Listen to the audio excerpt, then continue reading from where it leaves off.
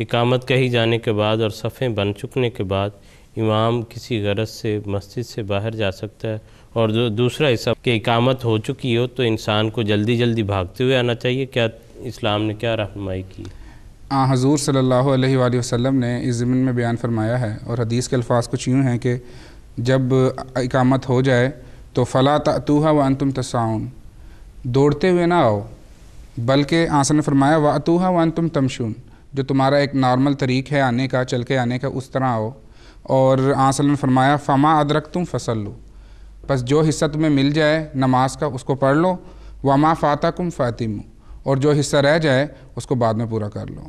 اور حدیث میں ہے کہ نماز کے لیے آؤ تو پھر وقار اور تسکین کے ساتھ، سکینت کے ساتھ آؤ، بھاگم دوڑ نہ ہو، وگرنہ اس سے یہ بھی ایک احتمال ہے کہ اگر تم دوڑ رہے ہو تو تمہاری قدموں کی چانپ سے جو نماز پڑھ رہے ہیں ان کی نماز بھی ڈسٹرب ہوگی۔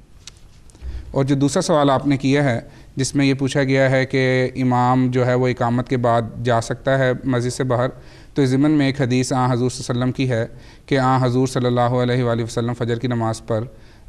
مصلی پر تشریف لائے ہیں اور اقامت کہی گئی ہے، اور جب وسلم تکبیر کہنے لگے ہیں تو وسلم کو ایک بات یاد آئی ہے، تو وسلم اس غرض سے جو ہے وہ اپنے گھر تشریف لے گئے ہیں، اور جب واپس آئے ہیں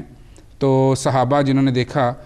ان کا بیان ہے کہ حضور صلی اللہ علیہ وآلہ وسلم کے بالوں میں پانی کی نمی تھی اور لگتا تھا کہ حضور صلی اللہ علیہ وسلم جو ہیں وہ غسل فرمانے گئے ہیں۔